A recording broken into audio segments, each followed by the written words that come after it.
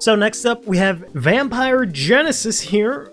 Finally unlocked them. Let's go to Tails, I guess, see what happens here. We are going to be able to decide who goes first or second. I will go first. I remember good old Vampire Genesis back in the day when this was... I forgot what was the second one that came with it. But it was this and some other deck that were the first structure decks that came out in the history of Yu-Gi-Oh! Of all time. And they were like notoriously really bad at the time, because we had like, because they were trying to like make like archetypes like a thing, right? Early attempts to make that happen with like vampires being an archetype, and they had a couple of interesting things and like play styles and stuff like that, and it just completely missed the mark. From what I remember, even when I was as a young kid, right, I would look at these things and be like, these kind of suck. Is it just me? These just suck. But let's see what the computer whips up here. I don't remember when those came out, right? So that's why I'm a bit confused. We're not confused. I don't know what they're gonna play it like in this game, right? Because I'm having trouble really ascertaining the set list that's available for this game, right? Because it's apparently 2006, but it's this one specifically, right? The version I'm playing is a Japanese version of the game, so it should be technically like their 2005, right? I'm just playing it on I'm just playing it with the English settings because it happens to have an English setting, but Yugioh wasn't out that long, so I'm having difficulty trying to figure out exactly what cards are available, because I was gonna, for example, because these are zombies, I was like, alright, maybe for fun I can like build, since I did like Dragon Warriors, maybe I can build Gravekeepers against not zombies, well, yeah, zombies, but vampires, right? I thought that would be kind of interesting. But I couldn't, I pulled a bunch of packs, and I was just like, huh, I don't see Gravekeeper's Chief. And I kept going and looking online, and I can't seem to find that card, so I don't think that card is available, which is kind of odd. Because, like, I'm just like, I could have sworn that would have been available by now, but apparently Gravekeeper's Chief is not available. That is a bit unfortunate. I tried to build a deck here focusing on Freed, the Matchless General. And he immediately got curb stopped by Rush recklessly. So Freed the Matchless General is a is a level 6, I think. Ooh, Tribe Infecting is kind of nasty against my deck because all my cards are warrior for the most part. He's like a level 5 or 6. He's a 1 tribute monster that says I think you discard 1 or you pay 1,000 life points whenever a spell targets him. And then during your draw phase, of course I would clog my hand up with him right now. In your draw phase, okay, no, so he just automatically negates any spells that target him specifically. Then in your draw phase, you can add a level 4 lore warrior monster instead of drawing a card. So we're actually going to go ahead and use Giant Trunade here to get back my Call of the Haunted. I can actually go ahead and... I can't use it? Do I not have enough? Yeah, oh right, I keep forgetting. Damn it, so I don't have enough. Okay. Sorry, so there's Freed the Matchless General, and then there's Freed the Brave Wanderer, right? The Brave Wanderer has a skill where you can remove 2 light monsters from your graveyard to destroy a monster on the field with higher attack than him. And I was gonna activate it here, but then I realized I can't, because Freed, when he becomes the Matchless General, for some reason loses his light typing, which I think is kind of strange. That he suddenly becomes an earth monster, but I don't think I can really activate anything here. And even if I call a hunter to play something, it's not really gonna work out here. Yeah, because I was trying to build a deck that like specifically used like light warriors and whatnot to like counter this. I do have the ability to summon Soul of Purity and Light. That will reduce my opponent's monsters by 300 during the battle phase, so this will not be able to have as much attack. So I guess I can try that. Let's go ahead and use Call of the Haunted. I guess I could also just do this in Soul and Purity and Light. Yeah, that might be the better play. I was gonna, okay, never mind. I was gonna summon Freed to match the general. Maybe that's not the best play here. All right, so they're actually going to do that. That's not good. I might have to just pass turn here. I could summon Soul of Purity and Light, but then they kill it and I have nothing I can do. Freed, unfortunately, is 100 points less.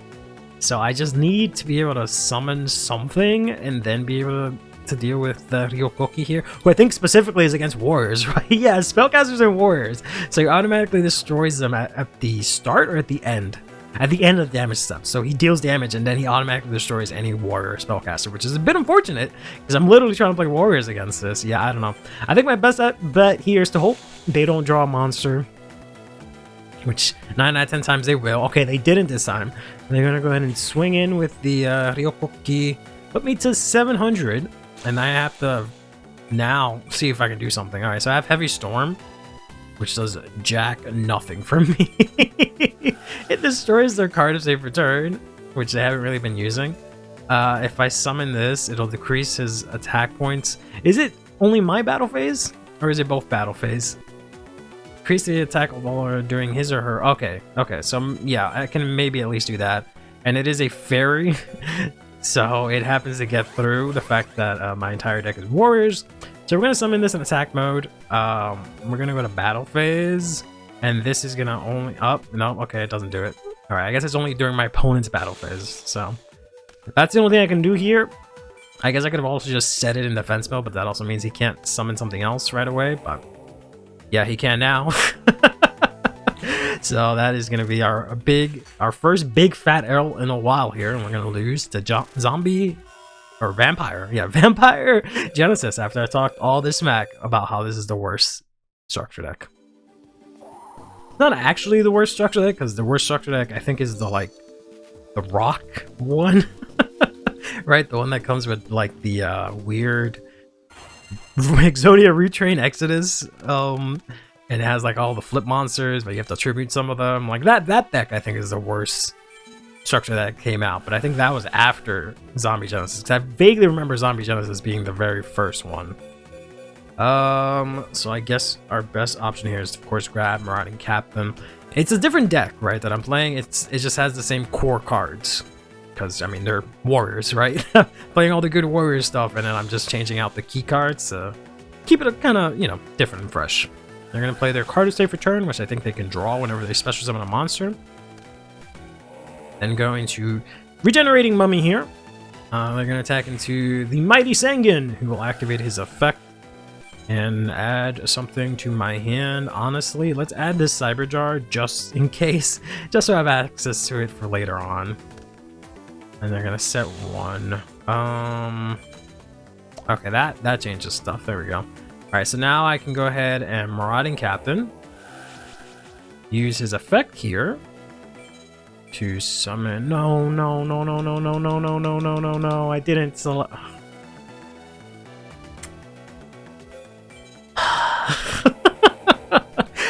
Oh my god. The absolute irony of this is that I was being patient, right? I was like, all right, let me slow down, not press the button so fast so I don't keep getting that prompt to check the field. Everything's okay. And of course, as soon as I do that, I misclick or mispress, because it's the controller. Mispress, and I fucking call out Cyber Jar face up. Oh my gosh. Gonna summon Pyramid Turtle. Use this to use Call of Haunting to get back to Mommy. Oh my god. Safe return gives them the fucking Snatch Seal, which they're gonna use to steal my Marauding Captain. And then they're gonna ping me for 38 here. Oh boy. Alright. That is a lot. So what can we do about that? I can get my Marauding Captain back, but that won't really do too much for me, because I can bounce it back to their hand. I can't use Warrior Returning Alive. Okay, so I could go ahead and use Dried Trunade here, bounce everything to the hand, give me back my monster. Then I will tribute Marauding Captain for free the Matchless General. Because he says, negate the effect of any spell card that targets this card and destroy it, he should not be snatch stealable, right? So I'll go ahead and I'll give him the sword here, and he'll destroy it. Because I just fucking said that it doesn't work on him. We'll activate the Warrior returning alive. So that was just testing, you know. I'm just letting my opponent know, hey, that's just not gonna work. Don't go try and snatch and steal my monster. We'll tag it to this Pyramid Turtle. I don't know if they can summon Hyokoki. I'm hoping not. Yeah, they can. All right. For some reason, I was thinking in my head, like, I'm pretty sure Hyokoki has 2,000 defense and they can summon it. But yeah, they're gonna go ahead and summon it. They're gonna activate card of safe return. They're gonna play a Regenerating Mummy from hand. They're gonna swing in with Hyokoki. They're gonna destroy my monster with its effect, and then they're gonna go ahead and swing in here with the Regenerating Mummy, and they still have the Snatch and Steal in hand, and they just set Call the Haunted at least. So, not really in a much better position, am I? So I think I can do the lock with these guys. Let me see if this works. But they'll just snatch and steal it. Fuck. I guess I'll set this in defense mode for now.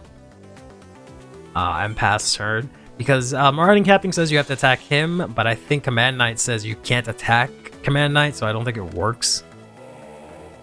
But, yeah, they're going to go ahead and clear the field here because it just forces them to attack Marauding Captain first, right? If I had another Command Knight on the field, then they couldn't attack into it, but that is not how that's going to work.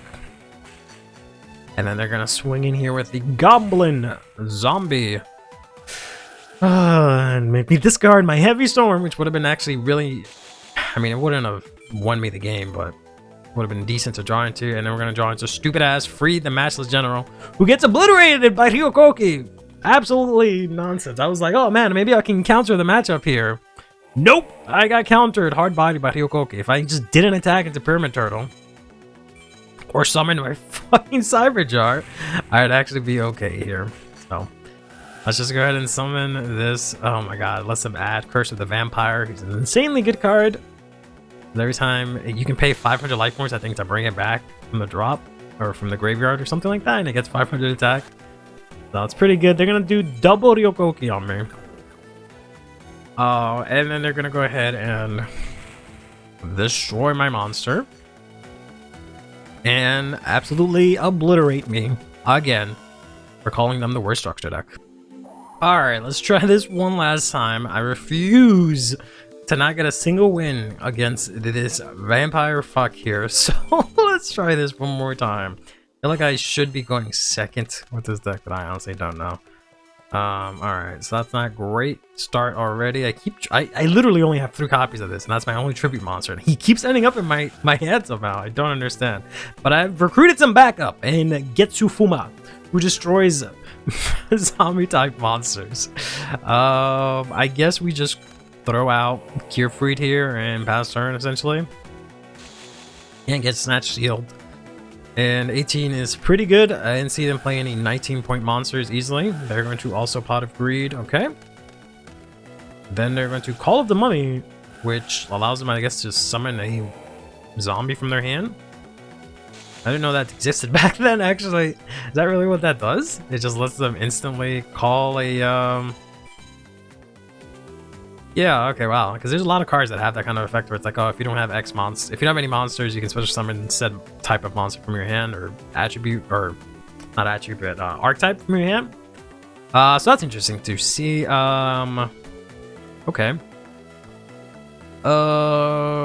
I guess we'll see if we can set up some Command Knights here. I don't know if I want them to have this on the field per se, but knowing that they have Heavy Storm, I'll keep my heavy I'm sorry knowing that they have Heavy Storm, knowing that they have Snatch and Steal, I'll keep my Heavy Storm in my hand for now. Let's go ahead and go through this Goblin Zombie. They can add something to their hand. It's going to be this guy, who I guess they can try and tribute, but then they can't attack my Command Knight. They have to go into Gearfried, who is going to be stronger than it. So That will not be the play that they can go for, so they'll just set one pass here. We do have Giant Trunade, which doesn't really do anything for us. Let's set up yet another Command Knight. So now if they both are on the field, you can't attack either of them. And they power up my monsters. So we're actually going to swing in here to this face down monster. It's going to be Spirit Reaper. Alright, let's pass turn, I guess. Is Spirit Reaper a zombie or a fiend? Because then Getufuma can obliterate him. They are going to snatch and seal. They're going to grab my Command Knight and tribute it for the dreaded Ryokoki here.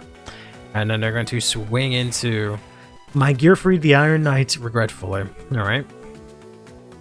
So I believe Getufuma can swing into that, but she immediately dies is what happens. Kind of need her to take care of Spirit Reaper. Let's go ahead and summon Riding Captain. Use his effect here to not play Morphing Jar this time.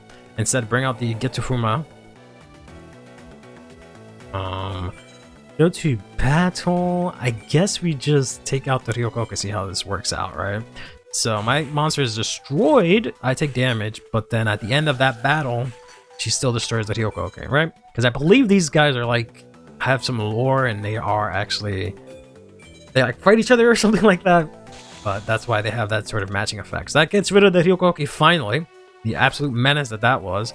Here comes the Curse of Vampire, which is going to take out my Marauding Captain, unfortunately. Isn't good. Because they still have the Spirit Reaper out. This is what, when it's destroyed by battle, such a graveyard, you pay 500 and summon this on your next standby phase, and then it gets 500 extra attack, right? Which will beat over any of my monsters unless I can get freed out on the board here. Let's do a little spinnerooning. Let's throw out this here and see if we can force them to attack into the Sangan instead of the Command Knight. And then Sangan to get another Marauding Captain. There we go. Who I will then use to call out a Getufuma, who I think will actually have enough attack points to survive here. And then easily take out this zombie, this vampire. I keep calling these monsters zombies. I mean, they're zombies, but I keep calling them vampires. That's miraculous. Ooh, I also have a Zaborg that I randomly threw in because it's a Zaborg. And I was like, well, if I'm using light monsters, and if I'm using the freed, whatever the hell his name was, right? I can use that, but I have not actually been using that other version of freed. I took him out for Getufuma because she's based and cool. So let's go ahead and get rid of this Curse of Vampire. And all right, I was hoping her effect would suddenly activate and, like, you know, make it so that it destroys the monster somehow, but so that it's not destroyed by battle, quote unquote. But unfortunately, it didn't work out that way. All right, so they're gonna get back the Curse of Vampire, but they'll be forced to attack into Marauding Captain, which hopefully means I get to keep Getufuma on the board and I can swing in, kill it again, but I think they'll just bring it back each time, right? So I'd have to destroy by battle specifically, and they're going to play the Tribe-Infecting Virus. No. Oh my god, and they're going to destroy my whole board that I worked so hard to build. All right. Okay, that's fine. I think we can finally now set... I should probably actually, before they end up drawing a bunch of cards from Cyberjar, I don't know if Call of the Mummy or card save from turn is just special summon period, or if it has to be from the graveyard, but just to be safe. Oh my god, what an idiot. They use Overpowering Eye. They go a zombie monster like 2000 attack or something like that, but you can't target Spirit Reaper because once Spirit Reaper is targeted, it destroys itself. So we'll activate Cyberjar here, thankfully, to clear the board. They got Torrential Tribute, Mystical Space Typhoon, Heavy Storm. They do manage to get the Sangan and the Soul Absorbing Bone Tower, which are going to play in attack mode. I'm going to get the Goblin Attack Force. No movement across. Okay, good. That's fine, I guess. We'll get our Gearfried. We're also going to get MST, so pretty good. They're going to set Torrential Tribute, probably. Let's see if I can snipe that Torrential Tribute. So I'm gonna assume they said it first here. Yes. Okay. So here turn to a tribute. Let's go ahead and use Nobleman of Crossout on their face down. It is gonna hit their Sanguine, which I also have a copy of, but that's fine. Then we're gonna go ahead and use Brain Control to steal their bone or soul absorbing bone tower. We'll go ahead and we'll tribute it for Finally, stupid ass, free the matchless general. Then I'll go ahead and activate Premature Burial in order to get my Command Knight, which they will then MSC. Okay, fair enough. I guess I could have bounced that, and I might have been able to win this turn if that went through with that, but that's fine. Let's just go to battle here. Swing in here. Nope. I think I have another Command Knight, so I can use Freed's effect here to get that Command Knight next turn instead of drawing, I guess. Not really a good effect, right? You don't really want to draw monsters into your hand, but sometimes that's alright. Goblin Attack Force is going to go into the defense, but yeah, if everything I had gotten 400, even if I just had Command Knight, right, that would have been game. Don't see what our opponent can do here. Absolutely nothing. Proving once and for all this deck sucks, but we will not actually do that. Let's just draw.